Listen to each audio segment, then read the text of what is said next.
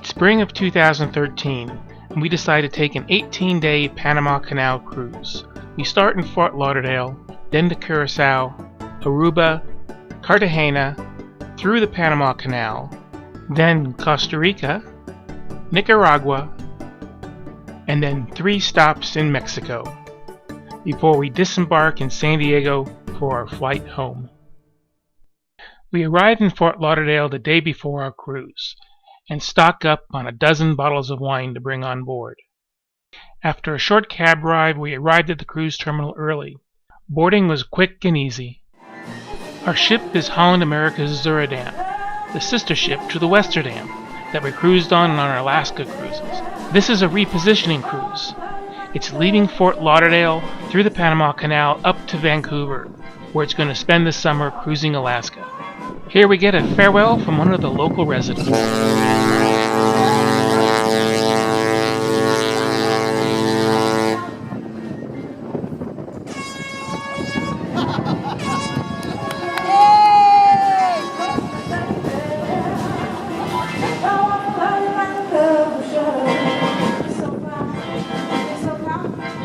Leaving the sunny beaches of Fort Lauderdale, we prepare for our 2 days at sea. During our first day, Marianne won an auction for a spa day for 2. It also included a free drink, a 2-for-1 entry into one of the casino's tournaments, a t-shirt, and a rather nice lithograph. After the auction, they told us we didn't have to pay for it, and it was really all just part of the fun.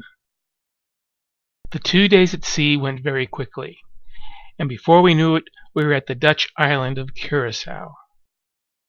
We are up early and are greeted with a gorgeous sunrise.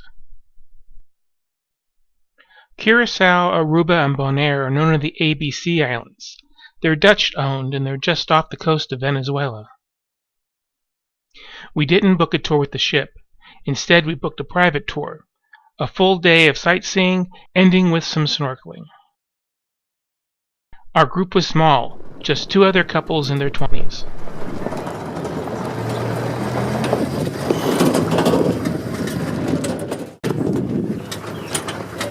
You people know that you speak pimento. What is it you're speaking? Pimento. Do most people also speak English? I think almost everybody living on the island can defend itself in English. Yeah. English, Spanish, Dutch, and almost everybody speaks pimento. If you consider yourself local, then you should speak pimento. Did you have a problem when you went to Holland and had to speak Dutch? You know, the thing is that we are educated in Dutch over here. Yeah. But a lot of us, I think we understand Dutch better than we speak Dutch. But we are a Dutch island, so... Yeah. We were really surprised how dry the island was. Being so close to the equator, we expected something a little more lush and tropical. Our first stop is on the rocky east coast of the island to see some of the spectacular waves and blowholes. They said the seas were quite calm today. It sure didn't look it.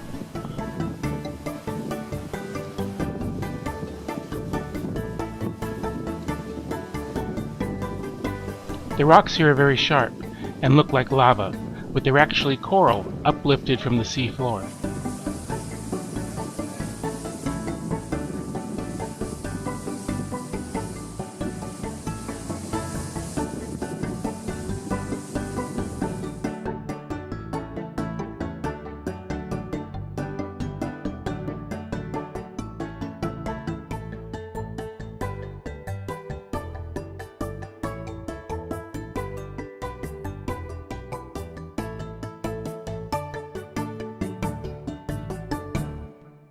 Our next stop is a small blowhole, but since the surf is low today, our guide said it wasn't as impressive as it usually is. The ones that look like they're going to be the biggest ones are proofers.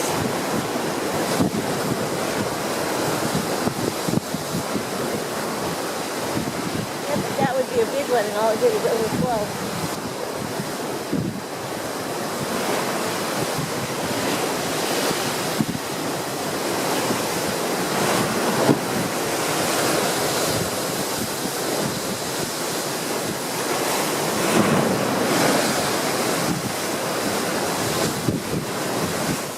Further down the bumpy back roads, we come to Boca Ascension Park and a place called Suplado, where the waves are funneled into this chute, causing a spectacular spray.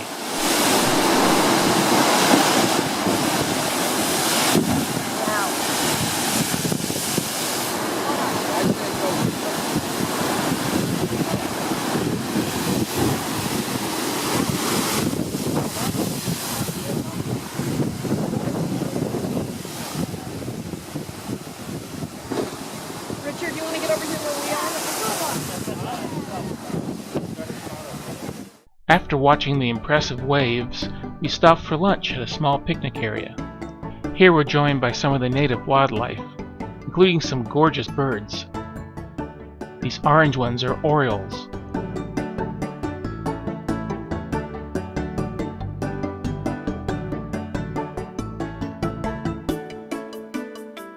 After lunch we had some time to walk around and explore the rugged landscape, including going down into this small sea cave.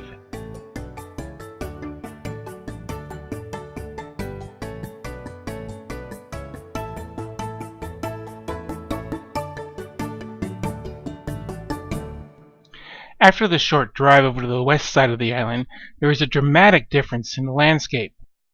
This is a former fishing village called Playa Forte, near West Punt. On this side of the island the waters are calm and crystal clear, perfect for snorkeling and scuba diving. While enjoying the views, our guide picked some local fruit to share with us, before our next stop, Lagoon Beach, for an hour of the best snorkeling of the trip. After our tour, we're back in Willemstad where our ship is docked. It is a gorgeous, quaint Dutch town, not what we were expecting from a Caribbean island. They have a floating pontoon bridge called Queen Emma that you can use to walk across the bay. It was open to let some ship traffic go through, so we took a ferry into town. We stopped at a small cafe to have a beer and to use their free Wi-Fi to make some calls to home. Here we came across what's called the floating market. Small boats make the short trip from Venezuela to sell their wares along the canals.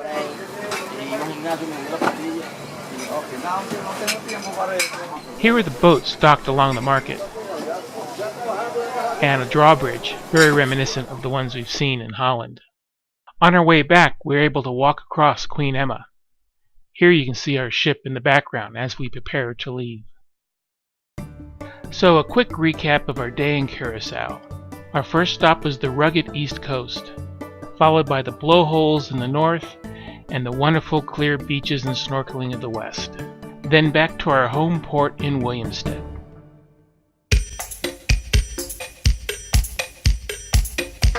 Aruba, Jamaica, ooh, I wanna take you, Bermuda. Yes, our next stop is Aruba, and an undersea adventure in a submarine. We are greeted with wonderful weather and the unique Dutch architecture. Our trip starts with a 20-minute boat ride in this plexiglass-covered boat, where we travel through Channel Islands covered in mangrove trees.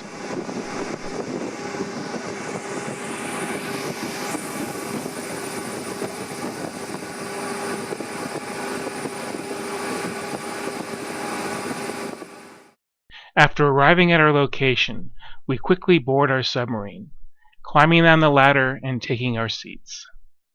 Here on the back we have a display. On that display you can see how deep we are going under the surface of the ocean. Now we already have 15 feet below the surface. This submarine was built 22 years ago in Vancouver, Canada. It had a price of $3.5 million. Now in this time, a submarine like this will cost you at least $6.7 million. So if you want a toy like this, you better have some extra pocket change. Oh, look at that big one down there. Okay, now if you see a long skinny fish, that is called a trumpet fish.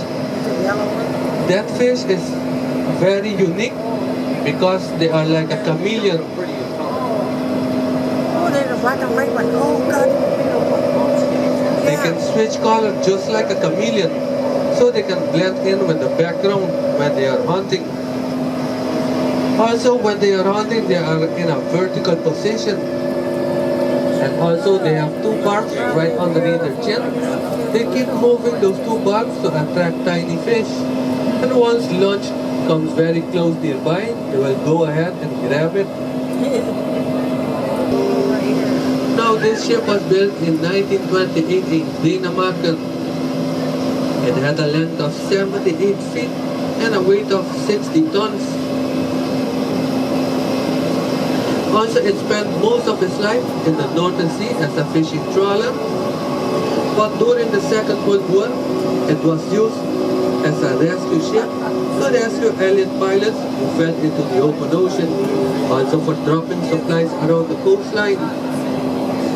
Later on, it was also used as a smuggling boat to smuggle whiskey and tobacco. There you have the live fish. Yeah, there's three of them. We have one, two, three of them, I see. Look to your left. Those are a venomous fish. They Way do. over there, I guess. Okay. I didn't get a good look. This submarine is completely powered by batteries. You guys are sitting on top of 246 batteries. Also, in case of emergency, we have a 24-hour life support system.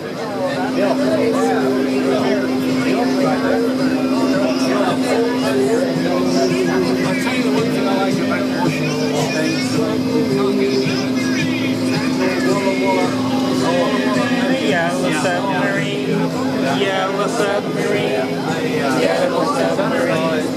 We all live in a yellow submarine, yellow submarine, yellow submarine. We all live in a yellow submarine. We were docked in Oranjestad and found the town clean and modern. We walked around the wharf doing some shopping and enjoying the wonderful parks they had.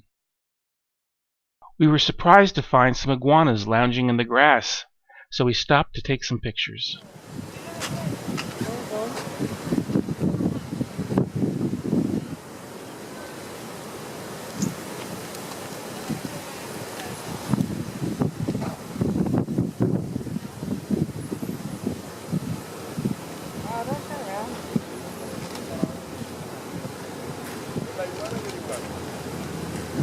Walking along the wharf, there are a lot of fishing boats. Here we see someone filleting their catch.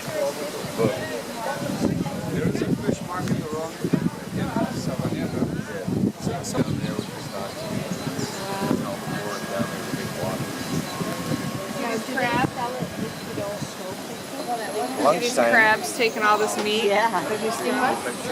Oh wow, yeah. The parks were immaculate, and as we walked further on, we were surprised to find iguanas everywhere. They were like pigeons.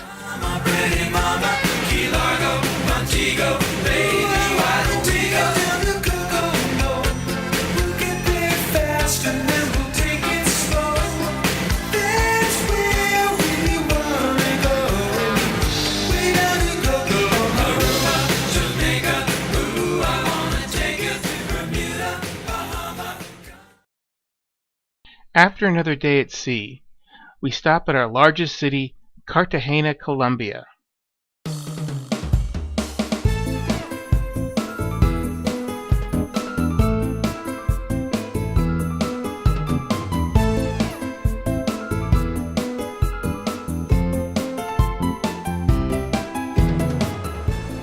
Our ship is docked at a large industrial port, with a number of cargo ships being unloaded. As we get closer to Panama, we see more and more of these container ships. Our stop here is short, so we decide to take a carriage ride through the old part of town. It sounded nice, but it turned out to have a feeling of sort of like herding cattle. It was very hectic, with street vendors constantly harassing you. After we were bused to the old part of town, we boarded our carriage. From there, it was a non-stop ride through streets that we had no idea what we were looking at.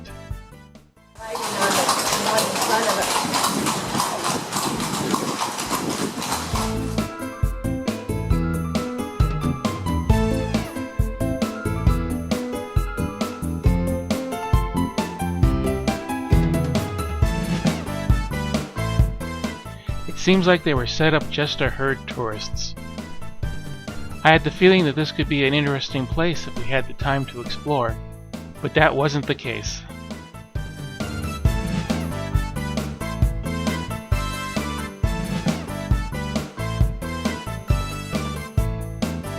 This is one of the protective walls of the city. It's up to 14 feet thick, made of blocks of coral, and studded with cannon.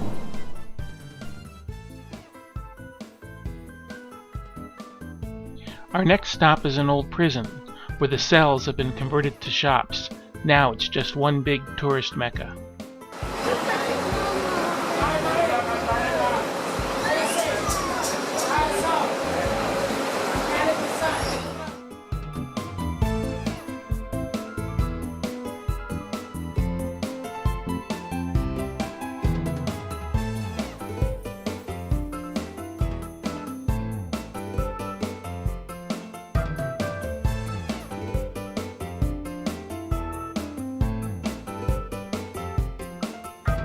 Our last quick stop is at the Castillo de San Felipe de Barajas. Originally started in 1536, it guards the entrance to the city. Back at the ship, we prepare for our early departure. As we are leaving, we pass by the Virgin Carmen, Cartagena's patron saint of navigators.